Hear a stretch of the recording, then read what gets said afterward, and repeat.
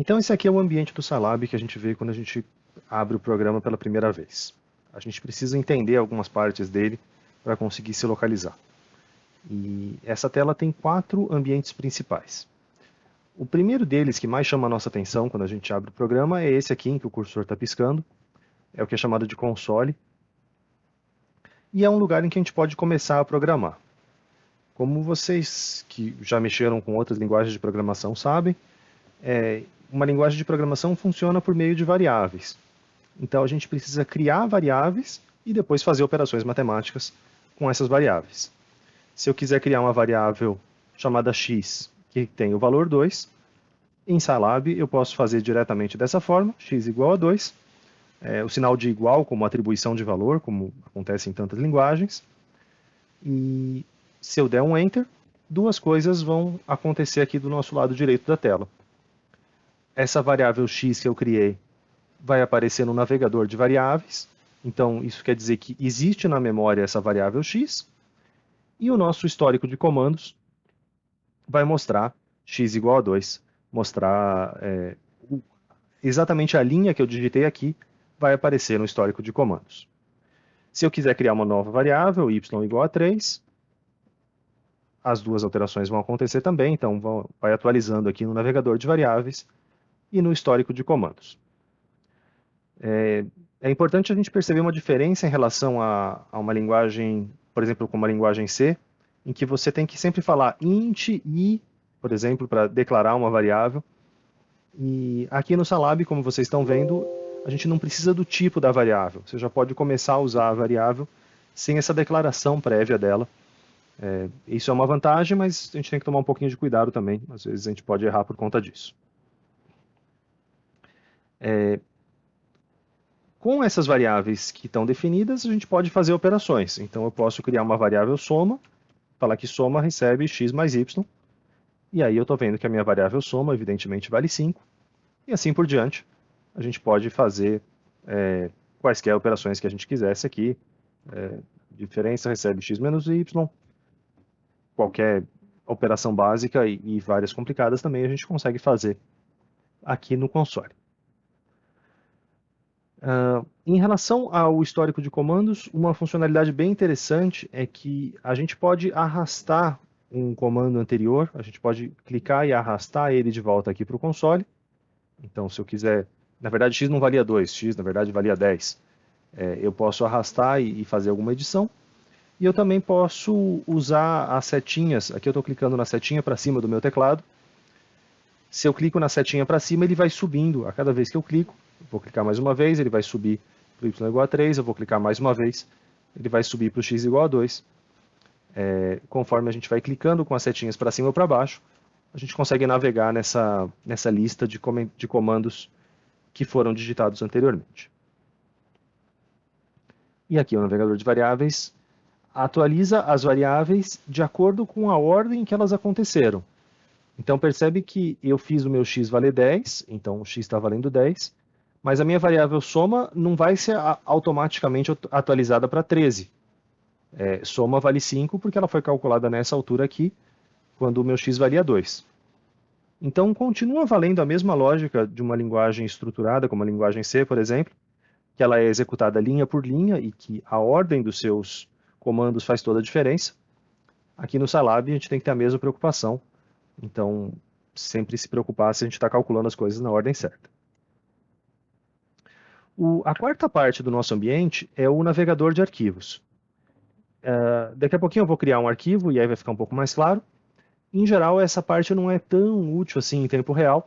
A gente vai usar mais as outras três. Se você tiver numa versão diferente do Scilab, ou se por alguma razão você, por exemplo, arrastou esse histórico de comandos para outro lugar e você não ficou satisfeito com a sua mudança, você consegue voltar para aquela forma padrão de enxergar. Em primeiro lugar, você clica, o nosso menu aqui está meio diferente, está vendo que está aparecendo só o arquivo. Quando isso acontece é porque ele está selecionando só uma das casinhas, dessas 4 casinhas. Então, você primeiro clica no console, que vai aparecer de novo o menu completo. Aqui no menu completo a gente vem em preferências.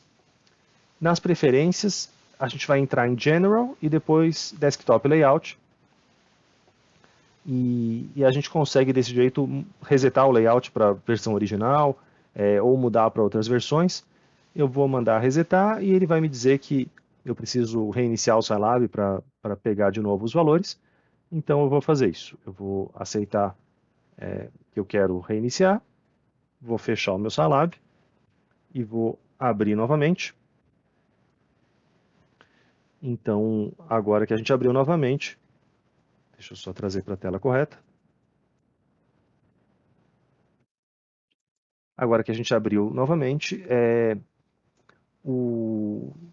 a gente está vendo os ambientes de novo, né, nessa configuração, então você tem uma certa liberdade aqui para deixar eles maiores, menores, trocar de posição, conforme for do seu gosto. O que é interessante de notar quando a gente fez esse processo de fechar e abrir o programa? Notem que as nossas variáveis todas desapareceram. Então aquelas variáveis só existiam enquanto o programa estava aberto. Na hora que eu fechei, elas não existem mais, e se eu tentar fazer uma conta com, por exemplo, x mais 2, eu não consigo fazer essa conta porque a variável x, obviamente, não está definida. Por isso que toda a apresentação do Scilab é feita baseada no console, mas na verdade, não é nesse ambiente em que a gente vai programar. A gente vai programar no que a gente chama de editor, que é esse ambiente que fica aqui e pode ser acessado por esse ícone do caderno com o lápis.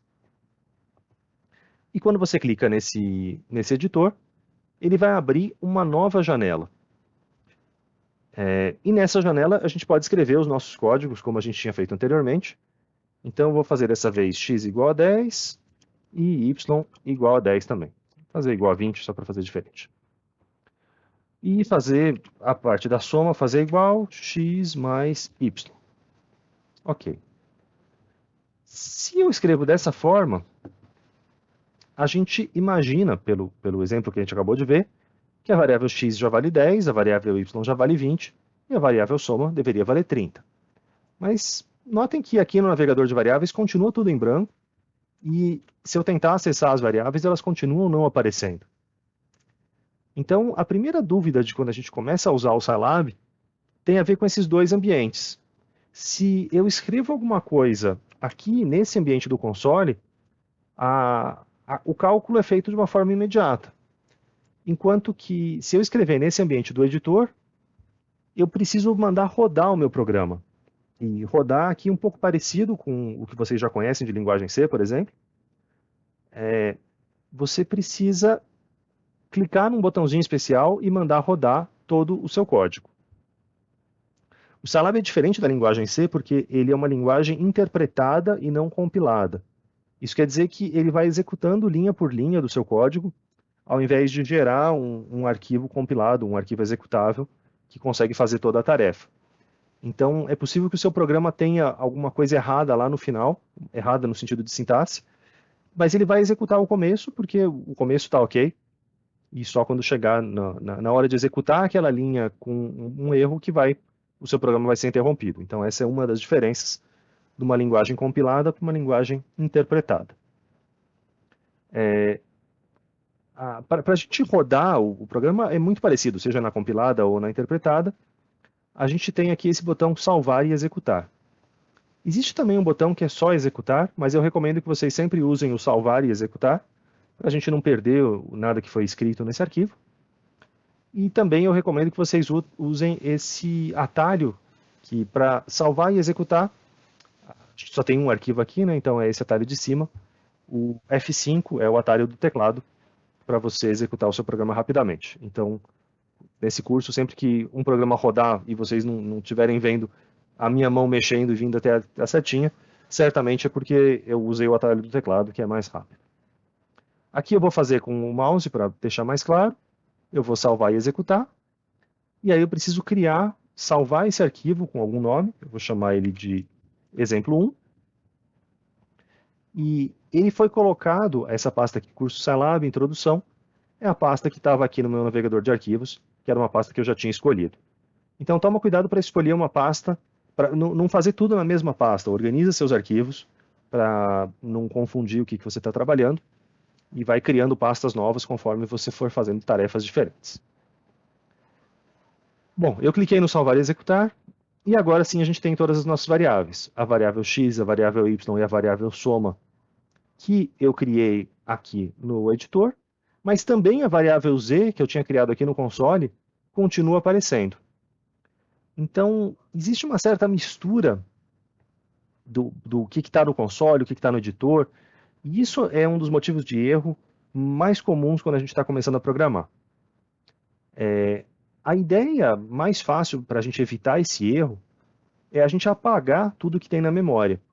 Então, a gente tem o comando clear, e o comando clear apaga todas as variáveis da memória.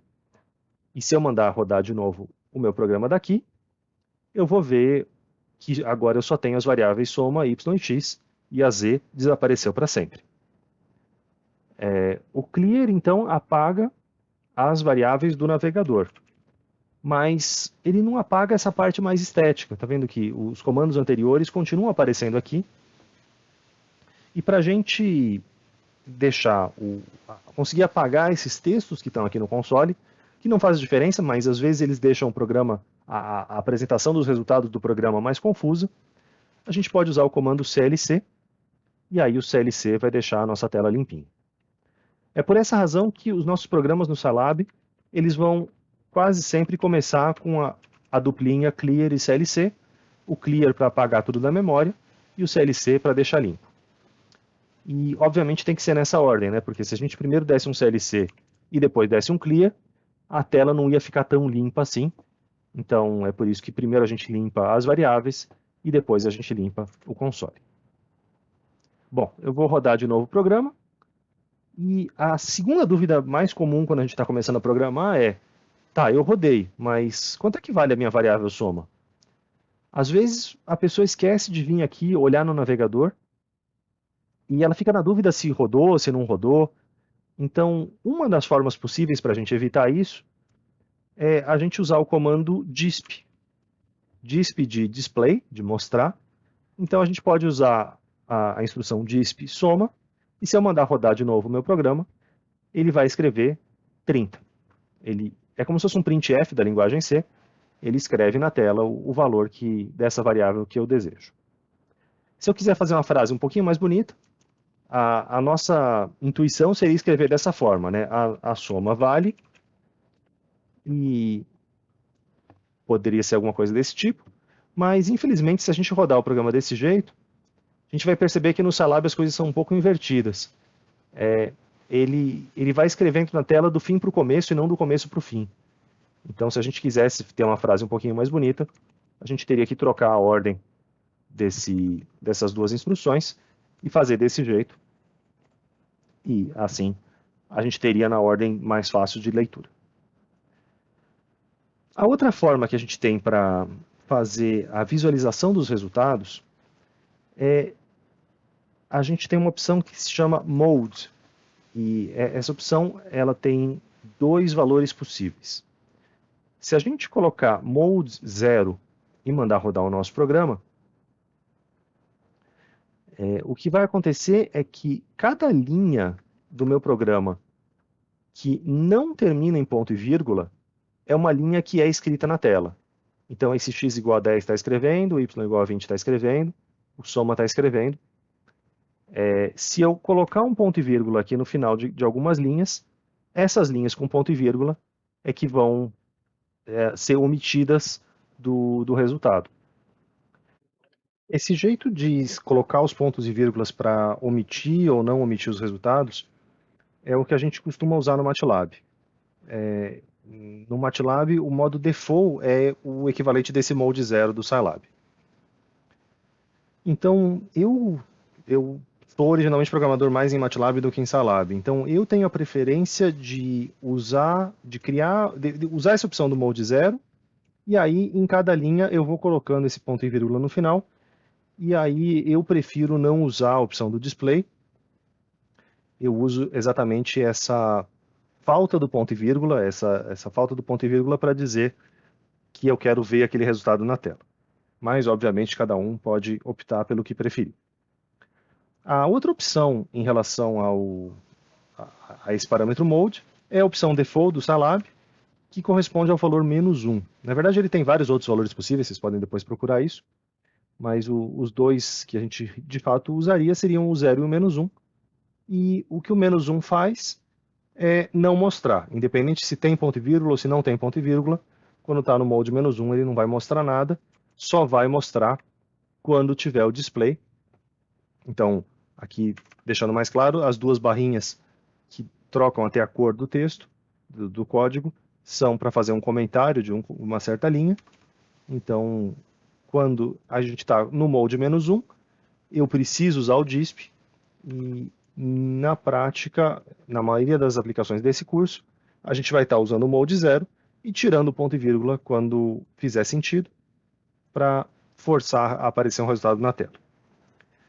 Para quem ficou um pouco traumatizado em linguagem C, por exemplo, que toda instrução tem que terminar com ponto e vírgula, é um certo alívio no Salab que a gente pode esquecer um ponto e vírgula aqui ou ali, e a única consequência que a gente vai ter é aparecer uma certa sujeira na tela, entre aspas, se você estiver no molde 0, mas se você estiver no modo default, no modo que é o -1, na verdade nem isso vai acontecer. Então, o Scilab é um pouco mais fácil para os iniciantes do que a linguagem C, e vocês devem ter um caminho tranquilo daqui para frente.